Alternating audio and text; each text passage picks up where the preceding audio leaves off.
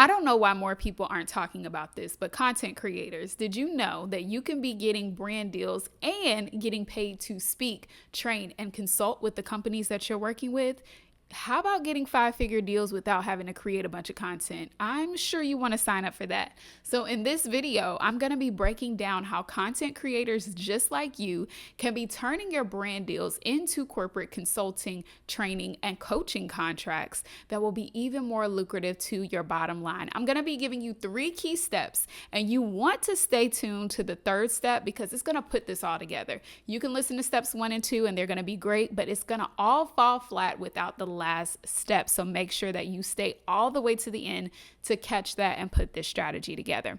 If you're new here, my name is Kirsten Allen. I am an ex-Fortune 500 account executive turned entrepreneur that works with creators, experts, to help them turn their experience into lucrative corporate training, consulting, and speaking contracts. So let's break that all down. I've done this for several years, worked with all the companies, did all the things. We can talk about all that later. Just know you're in the right place at the right time, so let's dive in. The very first step in this process is know how to play the game. So right now, you're in contact with the partnership manager, the influencer manager. Those folks are on a specific team, especially depending on how large your company is, and they may not be involved in other pieces of the puzzle. Now, the easiest way to do this, if you're already creating content, you are a marketer. You have an expertise on social media that can be leveraged in that company. So why not go and speak to the social media leaders to talk about how to train the teams that exist on how to develop content as a company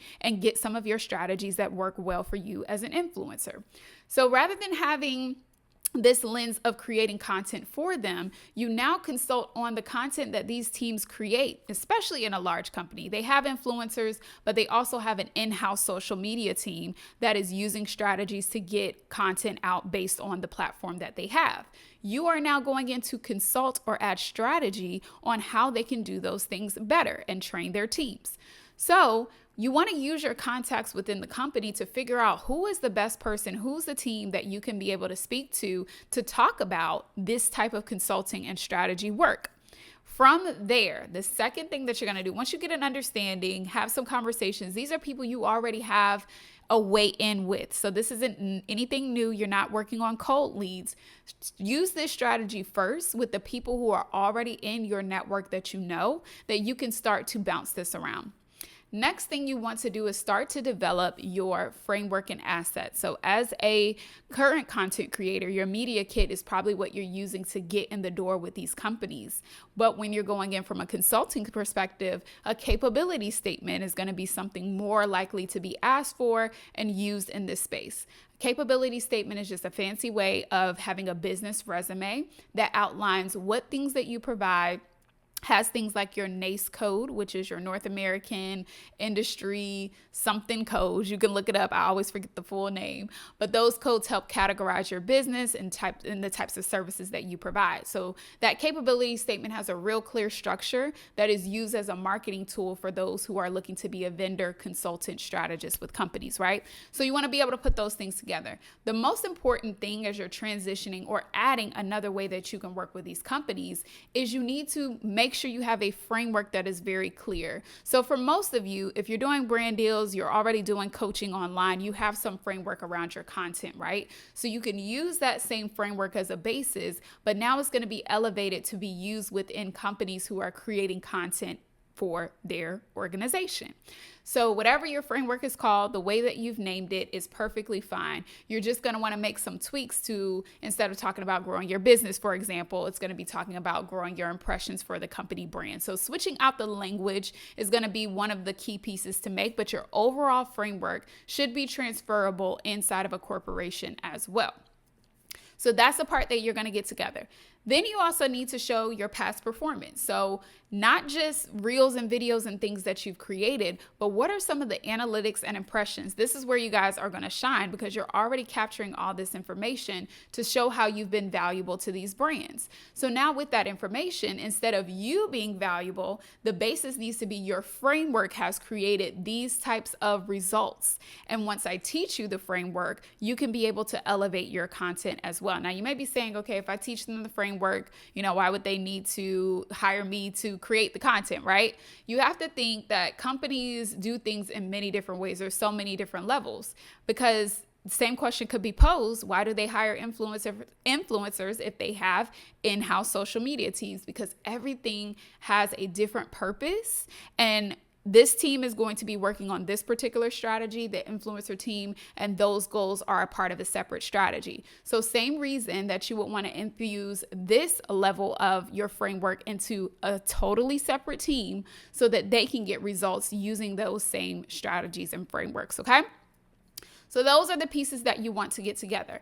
Then you want to be able to present this very strongly. Again, taking off the hat of being a content creator and really putting on a strategist or consultative hat to show them what is the value of, again, learning your system. Right now, you've been selling yourself, your assets, your ability to create content. Now you're packaging that into a system that companies can use to get repeatable results. So now you're just a representation of being the owner of the framework that you are now loaning to them through training. It could also be licensing a course, train the trainer. It could be many different ways that you could set this up, but you're going to need to switch hats so you can be very focused on talking about the outcomes of the framework and what they can expect and how you're going to walk the team through mastering it. Okay.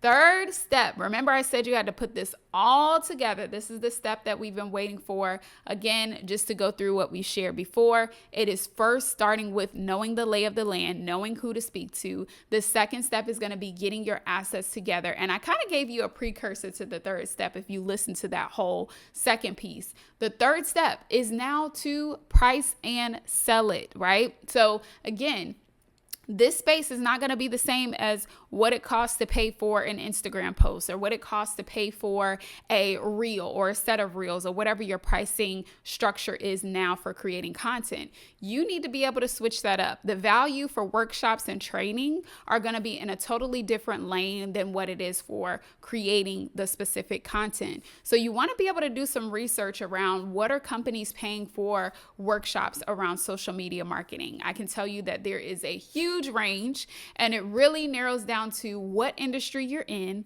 what value you can actually speak to, because in all honesty, companies do have budgets, and if you are throwing out a number that is under budget, of course they will take some cost savings. But if you are outside of their budget and they really want to work with you and they see the value in what you've presented and it matches the price point, they're also going to find the money, right? So those few things are some nuance that happens with pricing, but you've got to be very clear on it. So here's a step that you can do with this. Instead of going right into sales conversations when you start this is one thing that I help people be able to do when they're new, is do a market research conversation first.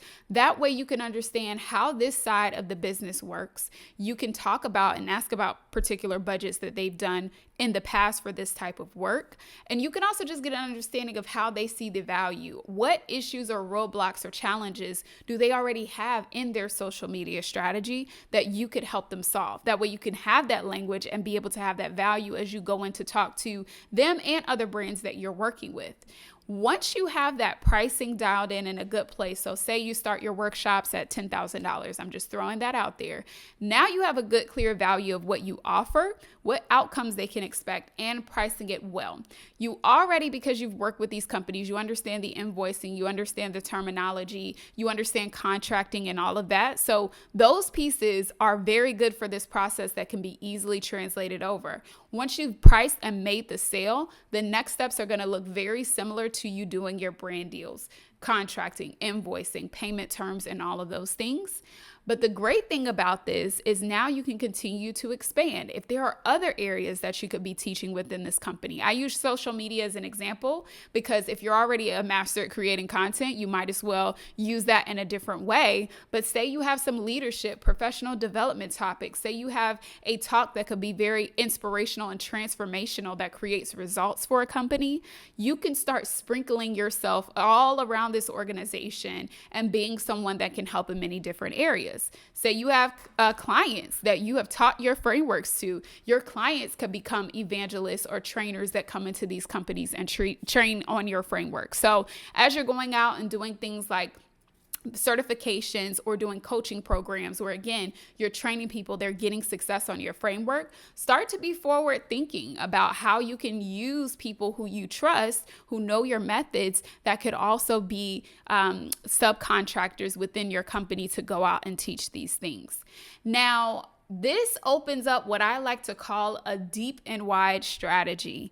This is really important in terms of being able to take one contact and turn it into many different ways that you're working with them. So most people are only thinking, especially in the creator world, on how to get brand deals. But if you look at, okay, now I got training contracts. Oh, they have this big annual conference every year. I can speak at that. Or, oh, I can create this type of strategy to work with this organization. People aren't doing that. And once you have a good reputation, they like you, they trust you, they know you to deliver great work. When you start to saturate these other departments, your name is going to speak before you even step into the room. And that's where the game changing actually comes when it comes to working with corporations, is how can you really saturate different areas, make a mark, give a good outcome, and be able to figure out how to go deeper and wider. So you only have to get a few contracts a year. It's not about having hundreds. If you get really focused and concentrated with the few that you have, starting with the relationships you've already built, this is going to change the game for you. Now, if you're thinking, okay, I'm going to go after this, but I don't even know what to say in order to get this started, you are going to want to check out this next video where I walk through how to structure conversations to get contracts from a market research standpoint, but really from a discovery call, and things that you want to ask so you can turn these opportunities over. Because it's not just about knowing this information, it's about knowing the language, it's about knowing the questions to ask and how to move opportunities forward. So if you want to dive into that, go ahead and check out this next video, and I will see you there. And if you want to get more support on this and how I help clients be able to do this, check the description for more on ways to work with me. I'll see you in the next one.